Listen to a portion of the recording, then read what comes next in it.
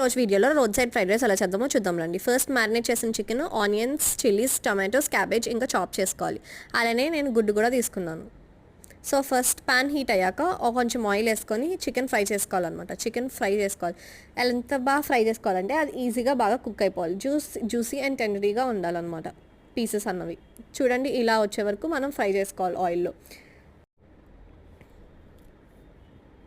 తర్వాత మనం ముందుగా తీసుకున్న ఎగ్ ఉంది కదా, అది ఒక గ్లాస్లోకి నేను కొంచెం సాల్ట్ కూడా యాడ్ చేసుకున్నాను ఆ ఎగ్లోని. సో ఇది మళ్ళీ ప్యాన్లో వేసేసి రెండు కలిపి చేయొచ్చు, లేదా మీకు నచ్చకపోతే డిఫరెంట్గా కూడా చేసుకోవచ్చు. సో ఇది ఇప్పుడు ఉక్కిరిలా చేసేసాను అనమాట. మీరు అది బ్లాక్గా ఉంది ఇలా ఏం అనుకోవద్దు. నార్మల్గా చికెన్ ఫ్రై చేసేటప్పుడు అది కొంచెం కొంచెం పీసెస్ అలానే అవుతుంది, అదేం కాదు, జస్ట్ కారం అండ్ సాల్ట్ అంతే.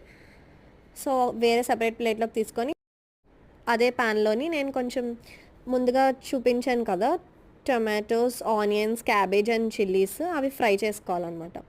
సాల్ట్ వేసుకొని మగ్గించేసుకున్నా పర్వాలేదు, లేకపోతే మీరు డీప్ ఫ్రై చేసుకున్నా పర్వాలేదు, అది మీ చాయిస్ అండ్ మీ ఇష్టం. ఇలా డైలీ తిన్నారనుకో ఫుల్ వేడి చేసేసి హెల్త్ అంతా పాడైపోద్ది. Weekly once or twice or thrice okay. ఇవి బ్యాచిలర్స్ ఈజీగా చేసుకోవచ్చు, ఎందుకంటే ఇవి చాలా ఈజీగా అయిపోతుంది అనమాట. సో మనం వీడియోలో చూపిస్తున్నగా నేను మూత పెట్టుకొని మగ్గించేసుకొని కలిపేసుకుంటున్నాను. సో ఇలా ఇది అయిపోయాక ఆల్రెడీ కుక్ చేసుకున్న రైస్ అనమాట.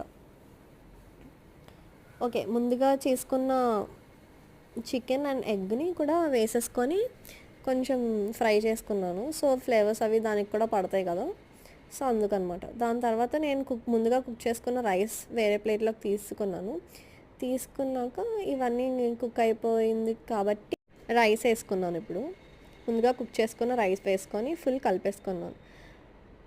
నేను వీడియో తీయలేకపోతున్నాను, ఎందుకంటే సింగిల్ హ్యాండ్తో వీడియో తీయడం చాలా కష్టంగా ఉంటుంది కదా.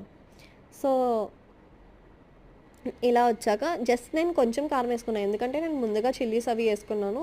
I don't prefer much spicy, కొంచెం స్పైసీ తక్కువగా వేయాలనుకున్నా. అలానే కొంచెం గరం మసాలా, ఏదైనా చికెన్ మసాలా మీకు ఇష్టం వచ్చిన మసాలా వేసుకొని తీసుకోండి. వేసుకున్నాక ఫుల్గా కలిపేసుకోవాలన్నమాట. కలిపేసుకొని ఇట్స్ రెడీ టు సర్వ్. ఇది చాలా టేస్టీగా వచ్చింది, నేను చేసిన వాటిలో ద బెస్ట్ అనమాట. సో ఇలాంటి వీడియోస్ మీకు ఇంకా కావాలంటే please do like, share, subscribe to Tindibothu channel.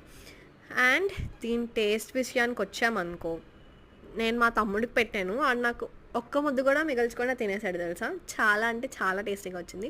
మీరు కూడా ఇలా ట్రై చేయండి ఈసారి, చాలా బాగుంటుంది. వితౌట్ సాసెస్ చాలా అంటే చాలా బాగుంది. Must and should try recipe.